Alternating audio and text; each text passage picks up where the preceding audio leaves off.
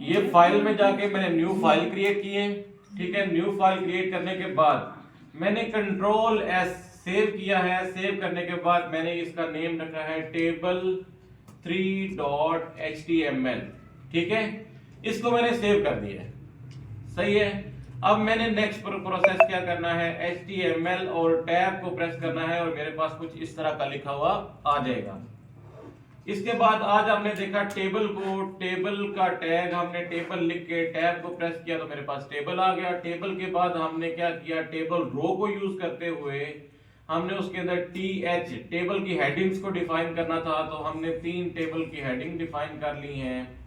पहली हेडिंग हमने रख ली आईडी के, उसके नीचे जितनी आएंगी वो सारी आईडीज आती जाएंगी। उसके बाद नेम होगा और उसके बाद होगा फोन नंबर। ठीक है, उसके बाद एक और मैंने रो डिफाइन कर दी TR, और उसके अंदर मैंने TD को डिफाइन कर दिया, जो कि कॉलम्स होते हैं। वो टेबल हेडिंग थी TH और ये TD कॉलम होते हैं। इसके अंदर मैंने ID 1 कर दिया है और एक और TD मैंने डिफाइन कर लिया। उसके अंदर मैंने उसको कर दिया अपना नेम, और उसके बाद मैंने एक और TD को डिफाइन किया और उसके अंदर मैंने अपना फोन नंबर ऐड कर दिया। ठीक है, अब अगर मैं इसको ओपन करता हूं ब्राउजर के अंदर,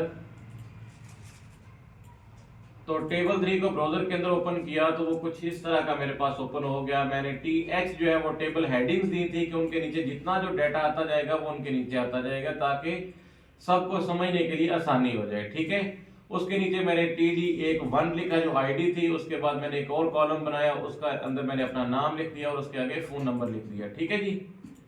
अच्छा, थोड़ा सा आगे मजीद चलते हैं। हमने कहा जो मेन इंपॉर्टेंट काम था कि हमने आज हेड को थोड़ा यूज में लेके आना था। हेड जिधर एंड हो रहा है, क्लोज जिधर हेड हो रहा है, उसके ऊपर हमने एक स्टाइल का टैग बनाना था। स्टाइल लिख के हमने टैब को प्रेस कर दिया।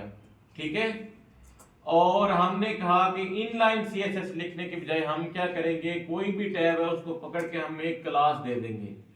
क्लास लिख के हमने उसको एंटर किया तो कुछ इस तरह का हमारे पास आ गया।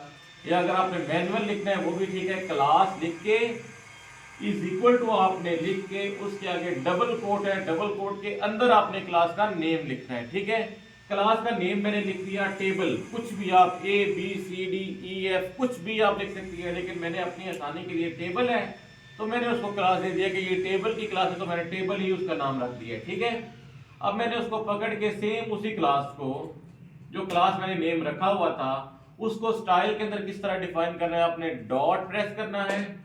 डॉट के बाद टेबल, जो नेम था, ये वाला जो नेम था वो टेबल, और उसके आगे 2 करली ब्रेसेस, स्टार्ट और क्लोज। ठीक है, उसके बाद अब मैंने जो भी CSS लिखनी है वो मैं इसके अंदर लिख सकता हूं। सबसे पहले मैंने अपनी CSS लिखी बॉर्डर 1px सॉलिड। ठीक है, और अगर आप कहती हैं कि आगे मुझे कलर भी चाहिए तो आगे कलर मार्क कर दे रेड, तो वो आपके पास इस तरह कुछ कलर अप्लाई हो जाएगा, रेड कलर। मैंने क्या किया, इस टेबल को मैंने CSS अप्लाई करनी थी तो मैंने इसको एक क्लास दी है। उस क्लास को मैंने ऊपर डिफाइन कर लिया है करली ब्रेसेस के अंदर। ठीक है, उसकी सारी CSS में लिखता गया हूं। बॉर्डर मैंने किया 1px, सॉलिड से मुराद क्या है कि नजर आना चाहिए सॉलिड हो, और उसके बाद उसका मैंने कलर डिफाइन कर दिया कि कौन सा कलर हो बॉर्डर का। अगर आप डिफॉल्ट में कुछ नहीं लिखेंगी तो वो ब्लैक आ जाएगा। ये देखें जी, डिफॉल्ट में उसका कलर ब्लैक आ गया। अब मैं एक और काम करता हूं, मैं कहता हूं कि मैंने जो TH में ID है ना, उसका मैंने कलर चेंज करना है। उसका कलर जो है वो ब्लैक आ रहा है डिफॉल्ट में, तो उसको मैं येलो कर दूंगा या रेड कर दूंगा या कुछ भी ब्लू कर देता हूं। ठीक है, तो मैंने बजाय इसके कि इधर CSS लिखता जाऊं, मैं इसको भी इधर क्लास दूंगा। क्लास के एंटर करके तो मैं कहूंगा ID क्लास, मैंने एक नेम रख दिया। इसके अंदर आप डैश यूज कर सकती हैं, इसके अंदर आप अंडरस्कोर यूज कर सकती हैं, कुछ भी यूज कर सकती हैं। ठीक है, तो मैंने ID क्लास को, जिधर ये करली ब्रेसेस ऊपर वाली क्लास थी, उसको एंड किया है। उसके बाद नीचे स्पेस एंटर की और फिर डॉट उस क्लास का नेम, फिर करली ब्रेसेस, और मैंने इसको कलर कर दिया ब्लू। अभी देखिएगा सिर्फ जो आईडी है उसका कलर जो क्या हो जाएगा, ब्लू हो गया जी। ठीक है, तो मैं दोबारा रिपीट करता हूं, हमने क्या किया, टेबल के अंदर आज हमने क्लासेस के तौर पर काम किया। टेबल को मैंने एक क्लास दे दी टेबल, उसको ऊपर जो स्टाइल का टैग था उसके अंदर डॉट लगा के मैंने टेबल का नेम और उसके बाद करली ब्रेसेस के बाद सीएसएस की जो भी प्रॉपर्टीज होंगी वो मैं अप्लाई करता जाऊंगा। ठीक है जी, इतनी समझ आ गई सबको? नहीं आई तो ये जो वीडियो है इसको ग्रुप पे मैं पेश कर देता हूँ। ठीक है, क्लोज।